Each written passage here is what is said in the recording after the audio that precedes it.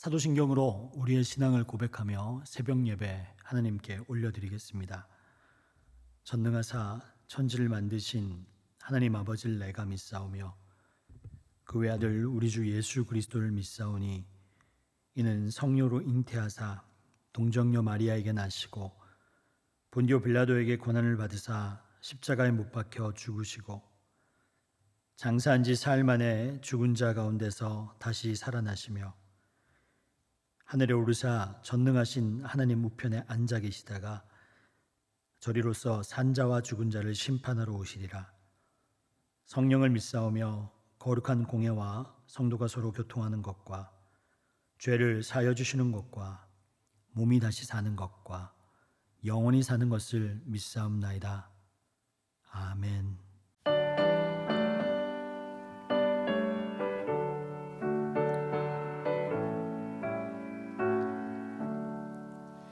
크신 하나님의 사랑 말로 다 영영 못하는 저 높고 높은 별을 넘어 이 낮고 낮은 땅 위에 죄범한 영혼 구하려 그 아들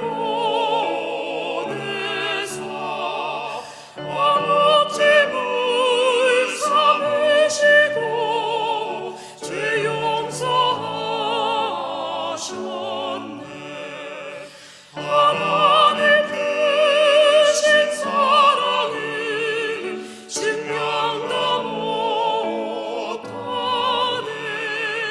영원히 변치 않을 사랑 성도여 괴로운 시절 지나가고 땅 위에 영화 쇠할 때 주 믿지 않던 영혼들은 큰 소리 외쳐 울어도 주 믿는 성도들에게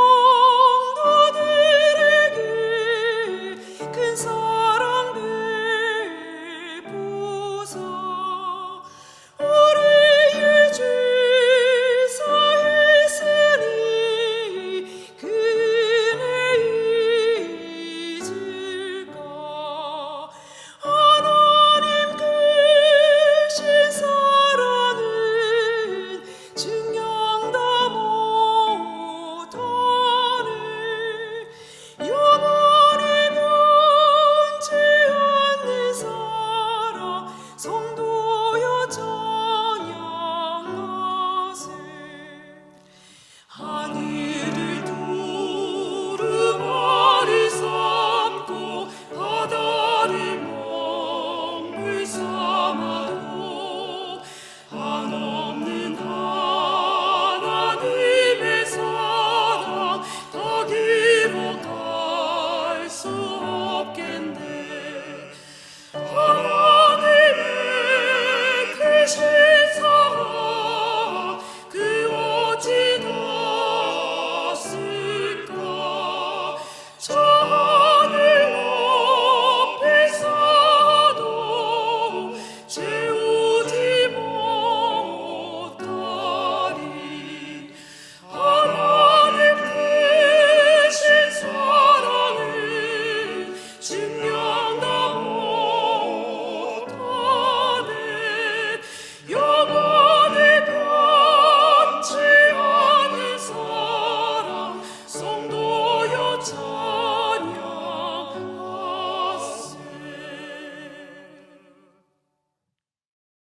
이 시간 우리에게 주시는 하나님의 말씀은 히브리서 11장 1절에서 6절까지의 말씀입니다. 믿음은 바라는 것의 실상이요 보이지 않는 것들의 증거니 선진들이 이로써 증거를 얻었느니라. 믿음으로 모든 세계가 하나님의 말씀으로 지어진 줄을 우리가 아나니 보이는 것은 나타난 것으로 말미암아 된 것이 아니니라. 믿음으로 아벨은 가인보다 더 나은 제사를 하나님께 드림으로 의로운 자라 하시는 증거를 얻었으니 하나님이 그 예물에 대하여 증언하심이라. 그가 죽었으나 그 믿음으로써 지금도 말하느니라. 믿음으로 에녹은 죽음을 보지 않고 옮겨졌으니 하나님이 그를 옮기심으로 다시 보이지 아니하였느니라. 그는 옮겨지기 전에 하나님을 기쁘시게 하는 자라 하는 증거를 받았느니라. 믿음이 없이는 하나님을 기쁘게 하지 못하나니 하나님께 나아가는 자는 반드시 그가 계신 것과 또한 그가 자기를 찾는 자에게 상 주시는 이심을 믿어야 할지니라. 아멘. 우리 함께 기도하겠습니다. 능력의 하나님, 우리를 하나님을 본받는 자로 불러주셔서 주님을 믿는 구원의 믿음을 주심에 감사를 드립니다. 영광의 하나님, 오늘도 우리에게 승리의 빛으로 우리에게 임하여 주시옵소서. 하나님, 매일 일상에서 주님을 만나기를 원합니다. 그리고 주님의 말씀 속에 거하기를 원합니다. 말씀을 열 때 주님께서 음성으로 들려주시고 그리고 결단하는 시간이 되게 하여 주옵소서. 예수님의 이름으로 기도드립니다. 아멘. 할렐루야. 여러분 반갑습니다. 오늘은 큰 믿음이 있는 인생이라는 제목으로 하나님의 말씀을 전하도록 하겠습니다. 여러분, 우리가 처음 예수님을 믿게 되면은 많이 듣는 말이 있죠. 그게 뭡니까? 할렐루야, 아멘, 이런 말씀 많이 듣죠. 그죠? 그리고 세 번째로 우리가 많이 듣는 이야기가 있는데 그게 뭐냐면 믿습니다, 이런 말이에요. 그런데 과연 우리는 믿습니다 라고 얘기하면서 무엇을 믿는 것일까요? 세상에도 믿음이란 단어가 있고 그리고 교회, 그리스도인에게도 믿음이란 단어가 있습니다. 과연 믿음이라는 것은 무엇인가? 그리고 그 믿음은 어떻게 작동될 수 있는가에 대해서 오늘 말씀을 나눠봤으면 좋겠습니다. 예수님께서 말씀하셨어요. 나는 부활이요 생명이니 나를 믿는 자는 죽어도 살겠고 살아서 나를 믿는 자는 영원히 죽지 않을 것이다. 여기서 나를 믿는다는 것은 무슨 말을 뜻하냐 하면 예수님의 십자가 복음을 믿는다는 거죠. 어떤 분들은 교회 다니면서 자기가 하나님을 믿는 거라고 생각하고 그리고 구원을 받았다고 착각하는 경우가 있습니다. 나는 교회에 나가니까, 그리고 나는 착하게 살았으니까 천국에 갈 것이다 라고 얘기를 하지만 그것은 진정한 믿음이 아닙니다. 구원을 받는 믿음, 즉 진정한 믿음이라는 것은 하나님의 아들 예수 그리스도가 십자가에 죽으심으로써 나의 죄를 대속했다는 것을 믿고 그리고 그분을 나의 구주, 나의 하나님으로 영접하고 선포할 때 그것이 구원을 받을 수 있는 믿음이라는 것입니다. 여러분 믿으시죠? 어설프게 내가 교회 다니면서 하나님, 예수님 이야기 한두 마디 들었다고 해서 그것이 구원을 받을 수 있는 믿음은 아니라는 겁니다. 이 구원받는 믿음, 작동되는 이 믿음은 여러분 말씀을 들음으로써 나게 됩니다. 로마서 10장 17절을 제가 읽어드립니다. 그러므로 믿음은 들음에서 나며 들음은 그리스도의 말씀으로 말미암느니라. 교회에 오래 다녔다는데도 말씀을 듣고 믿음이 생기지 않아서 이 말씀이 믿어지지 않아서 구원에 이르는 믿음을 갖지 못하는 성도님을 보게 되면 여러분 목사는 되게 답답하고 마음이 아프거든요. 영적으로 좀 답답합니다. 종교적으로 몸만 왔다 갔다 하는 것은 구원받은 것이 아닙니다. 말씀을 듣고 여러분 거듭나야 합니다. 베드로전서 1장 23절입니다. 너희가 거듭난 것은 썩어질 씨로 된 것이 아니요 썩어지지 아니할 씨로 된 것이니 살아있고 항상 있는 하나님의 말씀으로 되었느니라. 하나님의 말씀으로 되었느니라. 그래서 살아있는 교회 그리고 능력 있는 교회는요 하나님의 말씀을 선포하는 교회입니다. 교회가 건물이 있느냐 없느냐가 중요한 게 아니라 교회에 말씀이 있느냐 없느냐가 중요한 겁니다. 사도행전의 초대교회, 여러분 예루살렘 교회라고 들어보셨죠? 예루살렘 교회는 건물이 있는 교회가 아니었습니다. 몇만 명이 그 교회를 다녔다고 해요. 그냥 많은 사람들이 솔로몬의 행각 그 앞에 모여, 그 넓은 공터 앞에 모여서 말씀을 들었습니다. 그러니 그 사람들은 사람들이 많이 모였으니까 사람들이 그 앞에 그냥 모여서 임대한 것처럼 예배를 드린 거죠. 그곳에서 말씀이 있으니까 교회가 되는 겁니다. 말씀을 듣고 사람들이 변했을 때, 그리고 그들이 구원을 받았을 때 교회가 되는 겁니다. 그런데 말씀을 듣고 말씀이 믿어지기까지는 그렇게 쉬운 것이 아닙니다. 여러분들도 아시죠? 말씀을 들었어요. 그 말씀이 그냥 그냥 믿음으로 들어온다면 그게 너무 쉬운 일이겠지만, 믿으려면, 그리고 믿어져야 하는데 이게 쉽지가 않다는 거예요. 그리고 또 사람의 노력으로도 이루어지지 않는다는 겁니다. 말씀의 씨가 우리 안에 떨어졌을 때 그 말씀이 여러분 부화되는 과정, 그 말씀이 꽃피는 과정, 그 말씀이 내 안에서 작동되는 그 과정이 필요하다. 하나님의 말씀이 우리 안에 떨어지면 이 말씀이 우리 안에서 부화되기 시작합니다. 이때 성령님께서 역사하시는 것이죠. 우리 안에 내적인 외적인 환경을 통해서 역사하시고, 그리고 우리 주변의 사람들을 통해서, 각종 사건을 통해서 우리의 마음을 점점 부드럽게 하시고, 어느 순간이 되었을 때 우리 안에 터트려진 그 말씀에 우리가 반응하기 시작합니다. 이 말씀이 믿어지기 시작하는 거예요. 온몸으로, 그리고 마음으로, 영적으로 믿어지기 시작하는 겁니다. 우리의 죄를 인식하게 되고, 그리고 눈물이 나오고 회개가 터져 나오고, 비로소 그 복음이 믿음으로 받아들여지게 되는 거죠. 그러므로 어떻게 보면 믿음이라는 건요, 성령님에 의해서 설득당하는 건지도 몰라요. 그래서 우리가 예수를 믿는 사람이라고 할 때 이 성령님의 역사, 성령의 부화 과정, 우리가 말씀을 반응하는 그 말씀을 붙잡는, 그리고 그 말씀을 통해서 우리가 변화되는 그 인식의 과정이 필요합니다. 그리고 그분을 나의 구주로 영접할 때 우리는 구원받는 역사가 일어나는 거죠. 이게 믿음, 즉 구원받는 믿음입니다. 이 구원받음이 생기기까지 정말 하나님의 강력한 역사들이 일어나야 됩니다. 그리고 우리는 구원에 이르는 믿음에 이르렀을 때 이제는 믿는 자로서, 그리고 하나님의 나라에 가기까지, 하나님의 나라를 완성시키기까지 우리는 믿음을 성장시켜야 됩니다. 믿음을 가졌다라는 존재론적인 개념이 아니라 믿음을 가진 자로서 계속 믿음을 업그레이드 시키는 삶이 바로 그리스도인의 삶입니다. 자, 이제부터는 어떻게 믿음을 확장시키고 그리고 업그레이드 시키는가, 성장시키는가에 대한 이야기를 할게요. 우리의 믿음을 여러분 성장시키려면요, 하나님의 말씀이 필요한데 하나님의 말씀에 맥을 잡고 믿어야 됩니다.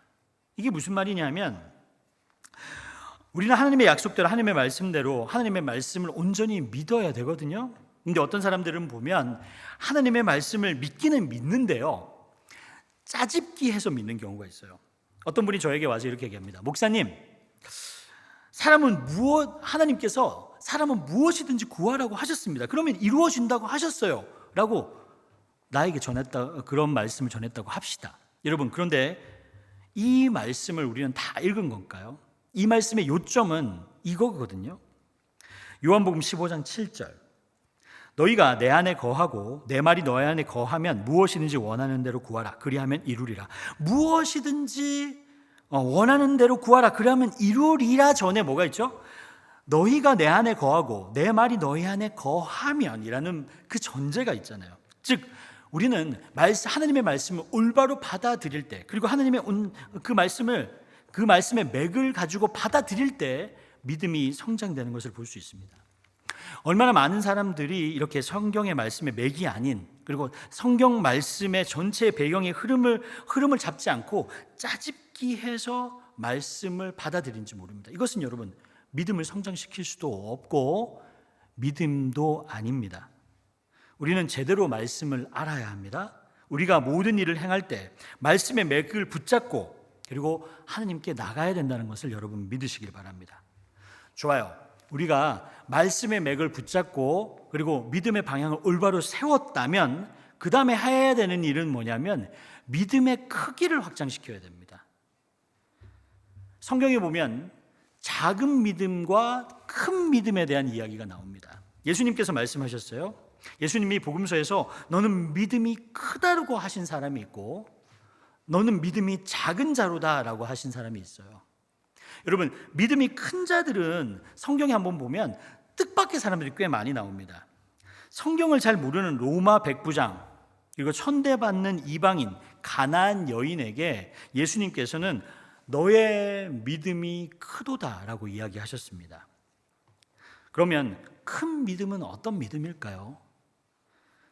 여러분, 이왕 예수를 믿는다면 작은 믿음이 아니라 큰 믿음을 가져야 됩니다. 왜냐하면 큰 믿음은 큰 은혜를 끌어내기 때문입니다. 큰 능력을 끌어내기 때문입니다. 여러분 모두 다가 큰 믿음을 가진 사람이 되기를 주님의 이름으로 축원드립니다. 큰 믿음에 대한 예화는 누가복음 7장에 나와 있는데 거기에 로마 백부장의 말 속에 큰 믿음의 힌트가 들어 있습니다. 제가 읽어드립니다. 누가복음 7장 6절에서 8절입니다. 예수께서 함께 가실 때에 이에 그 집이 멀지 아니하여 백부장이 벗들을 보내어 이르되 주여 수고하지 마옵소서 내 집에 들어오심을 내가 감당하지 못하겠나이다. 그러므로 내가 주께 나아가기도 감당하지 못할 줄을 알았나이다. 말씀만 하사 내 하인을 낫게 하소서. 나도 남의 수하에 든 사람이요 내 아래에 병사가 있으니 이더러 가라 하면 가고 저더러 오라 하면 오고 내 정도로 이것을 하라 하면 하나이다. 아멘. 잘 보세요. 첫째, 큰 믿음의 본질은 뭐냐면요, 주제 파악입니다. 즉 겸손입니다. 로마 백부장은 자신의 집은 예수님을 맞아들일 만큼 큰 집이 아니라고 했어요. 인간적인 시각에 보면 로마 백부장의 집은 완벽한 집이죠. 큰 집입니다. 어떤 사람과 비교해도 큰 집이고, 그리고 규모로 봐서도 그는 권력자이고 그 집안에서 어떤 사람을 받아들일 수 있는 준비가 된 공간들이 있었을 거예요. 그러나 그의 사회적 지위, 힘을 가졌다고 해서 로마 백부장은 인간적인 시야로 예수님을 보지 않았다는 겁니다. 이게 되게 중요해요. 사람들끼리는 이 집이 크지만 하나님의 아들 예수 그리스도를 모시기에는 이 집이 크지 않다라는 겁니다.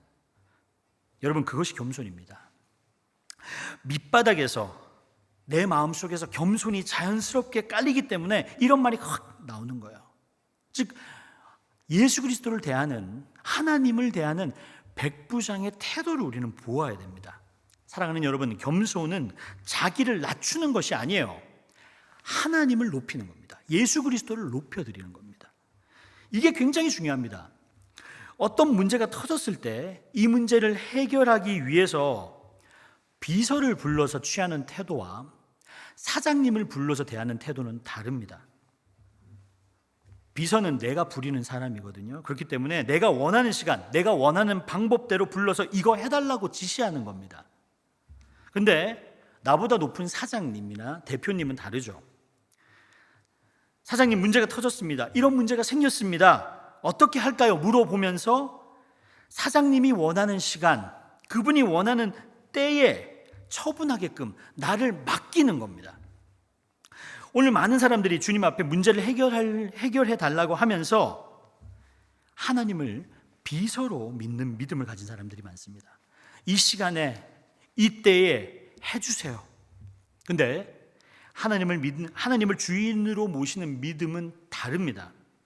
주님, 문제가 터졌습니다. 그리고 주님 앞에 나아갑니다.